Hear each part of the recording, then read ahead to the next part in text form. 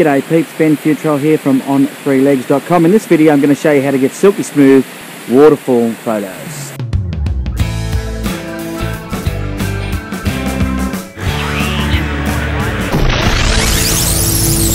So the key to getting the water silky smooth all comes down to the amount of light. Now the iPhone that I'm recording this with actually makes it look very, very bright, but it's not that bright, although there is a bit of harsh light coming through from the sun right now.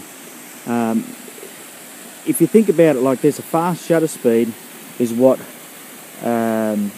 freezes motion. So if you have a very fast shutter speed, you're going to stop the water in its tracks and it's not going to look great. Now to get the silky smooth effect, you do need your camera on a tripod, and by having it on a tripod you'll be able to open the shutter up for longer. It'll blur the water, it'll keep everything else nice and sharp. That's providing it's not windy, and quite often there's a draft created by the water itself.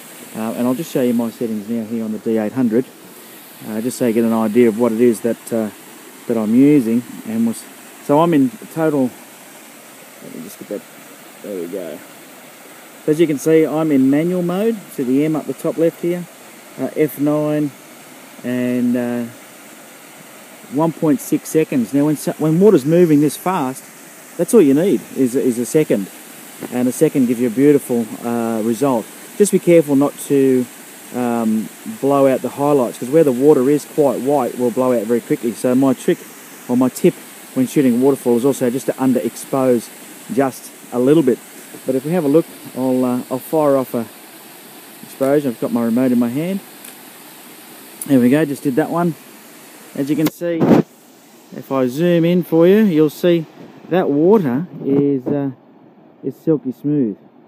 And that's really what you're after. So this particular exposure, let me just zoom out and we'll see what it was. You can see the histogram is nice. You can see it was 1.6 seconds, which was the manual setting. I had them at ISO 100, the full manual at F9. And it is just a matter of, sort of playing around a little bit until you get the exposure and the look that you're after. But that's the key to silky smooth waterfalls. So long shutter speed. Now, we're in a situation where I'm in a rainforest, so the light is actually quite dim. If we have a bit of a look around, you can see it's got a very good cover of trees. So what that means is that it's easy for me to obtain a 1 second exposure. Now if it was a lot brighter, it would be difficult for me to do that. So there's only a couple of ways to get around that. So if we come over to my camera bag here now, I've got a couple of filters in here that I want to show you. This particular one here is a circular polarizing filter, and what it does is it stops about 2 stops of light. I'm going to put it on in a second and shoot with that just to see the difference that it makes, because it also will bring out the greens, it'll richen up the colours, and it will stop any reflections if there are any off the rocks and things. As you can see down here, some of the rocks have got bright reflections, etc. on them.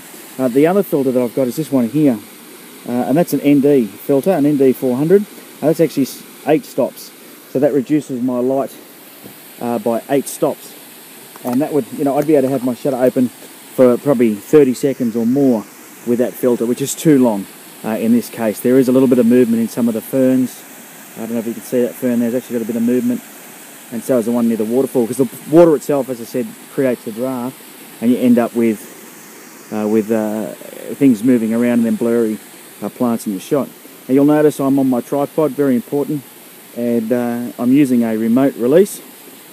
So you can see that little antenna there, and the remote release is just down here on clipped onto my belt, and that makes sure that I'm not touching the camera and I get nice steady shots. So the tips for the silky water: slow down the shutter speed, use a filter if you have to, so ND filter or a CPL. You can go right up to F22 if you need to. You're not going to see dust bunnies in a forest scene like that or in a waterfall.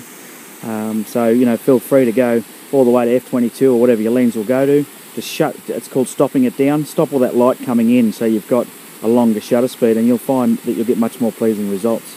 The silky smooth water, depicts the movement and creates feeling and emotion in a waterfall. I think it's very important. So there you go, how to create your silky waterfalls.